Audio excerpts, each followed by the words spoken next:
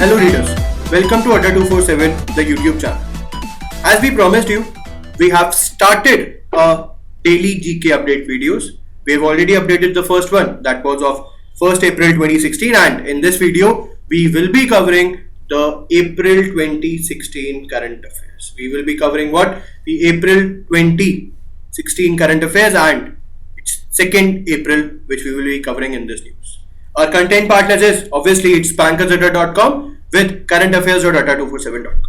So let's discuss what are the important current affairs of 2nd April 2016. The first news is about an important day and it's a very direct news. 2nd April is observed as World Autism Awareness Day. And what was the theme of this year? Because in the exams we have seen the questions mainly comes either the World Autism Awareness Day is observed on which day or they will ask the theme. So the theme of this year was Autism and the 2030 Agenda, Inclusion and New Diversity. So it's a direct news. Let's come to the next news. MOU signed to promote research with imprint program. Now MOU, we have already know it's written Memorandum of Understanding, and to understand it, basically agreement. So a Memorandum of Understanding was signed by the 25 union ministries of the government under which program? Under imprint program of the union government to promote research work in premier technical institutions. So the question could be here, for which program recently the ministries have signed an agreement among themselves? The answer is imprint program. So you must be eager to know what is actually imprint is. Imprint is impacting research, innovation and technology. It's a initiative of Pan India, of Pan IIT and ISC joint initiative and is which will be coming under the Ministry of Human Resource Development initiative to address the major engineering challenges that the country must address and champion to enable, empower and embolden. So you must be eager to know what is imprint. So what is the full form of imprint here? Now, imprint is impacting research, innovation and technology, and which is basically it is being conducted by the HRD ministry. So under Imprint India, recently 25 ministries of the government has signed an MOU.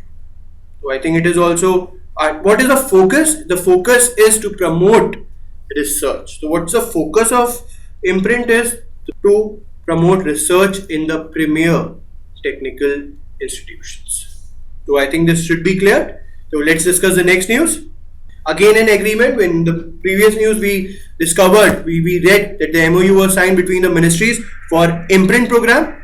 In the previous news we also discussed one agreement which was between the ministries and the related to imprint program. Here the MOU is signed between ISRO, that is Indian Space and Research Organization, with the AAI, that is the Airport Authority of India.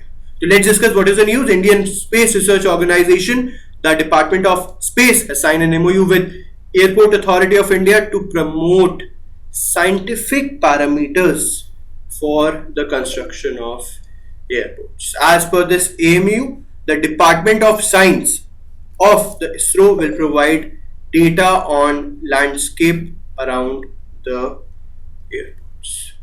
So from this the question could be like, Airport Authority of India has signed an MOU with which organization to help to provide these scientific parameters for the construction of airports? So the answer will obviously be what? The answer will be ISRO. On the next news. Next news is about the AIIB, that is Asian Infrastructure Investment Bank. And what is the news here? India expects approximately $500 million AIIB loan for its solar power projects in 2016. So it's a direct question. How much amount of loan is India expecting from AIIB for its solar power projects? The answer will be $500 million. Let's discuss in a bit detail. The country is looking for funds on lower interest rates for its ambitious solar power project that intends to scale the capacity to 100 gigabytes by 2022.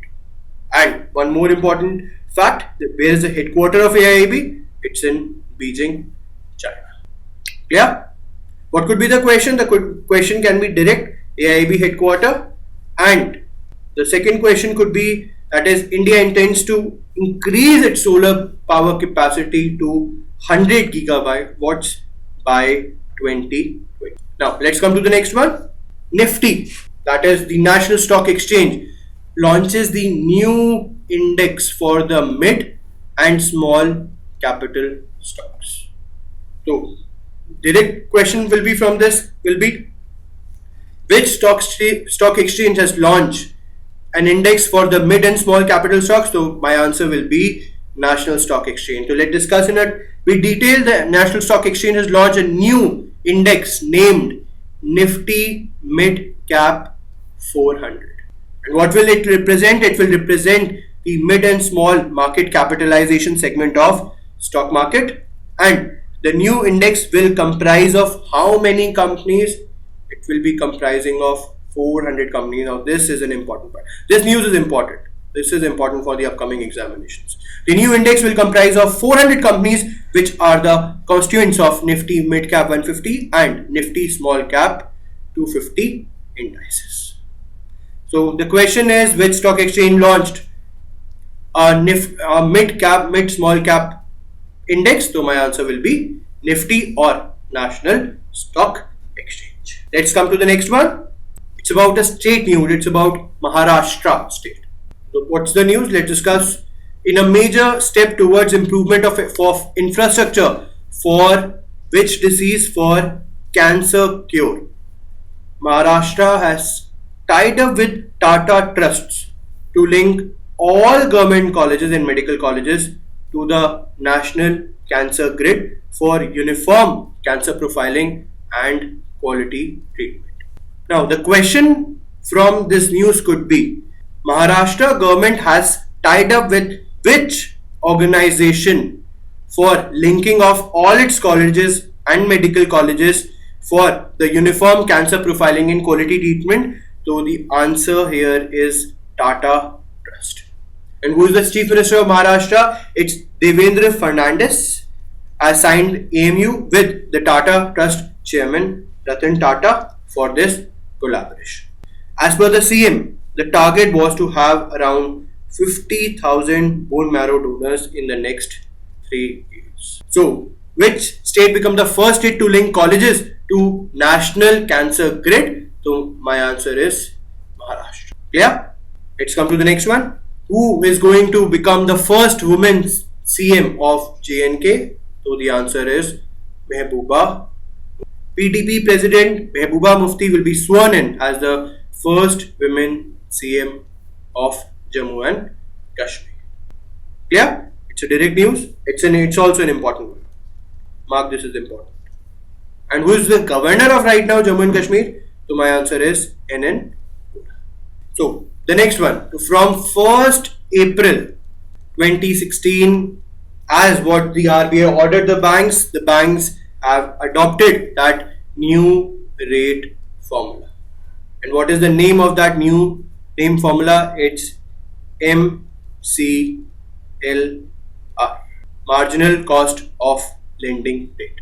Consumer loans will become cheaper with banks moving to a new way of setting lending rates following RBI move to ensure faster and effective transmission of its policy rate cuts to the borrowers. A number of banks include the ICICI Bank, Bank of India, IDBI, joined their peers like SBI, HDFC and Axis Bank to make a shift to lending rates based on marginal cost of fund.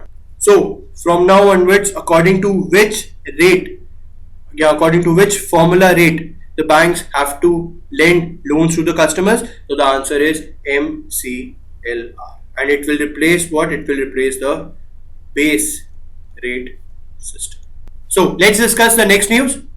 Who became the caretaker president of Pakistan Sikh Parbandhak Committee?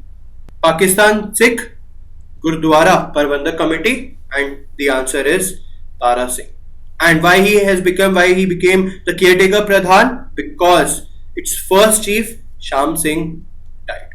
So after the death of Sham Singh, who has been appointed as the caretaker president of Pakistan Sikh Gurdwara Prabandhan Committee, so answer is Tara Singh. Yeah.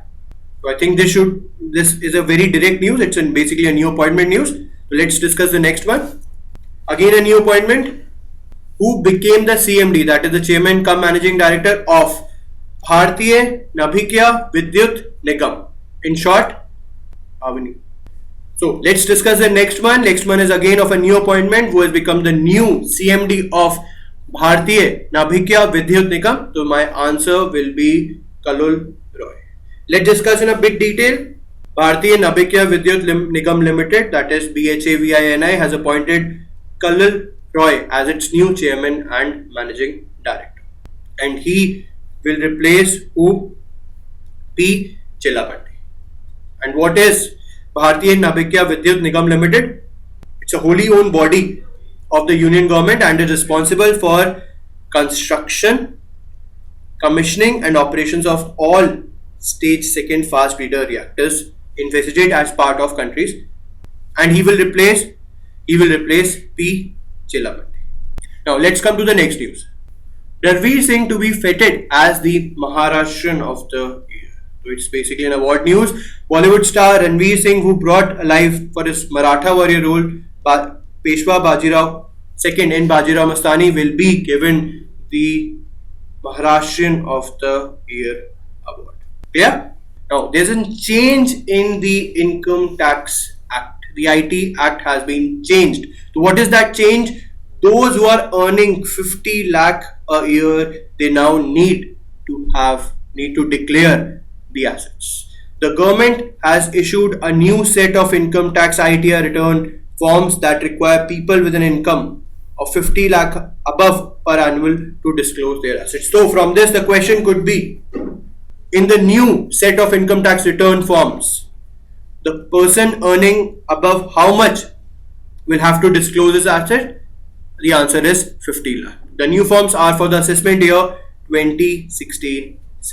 The income tax, that is the IT department, has introduced fresh reporting columns in the forms of ITR 2 and ITR 2A called the asset and liability at the end of the year, which is applicable for all those who are earning 50 lakhs or above in a yeah.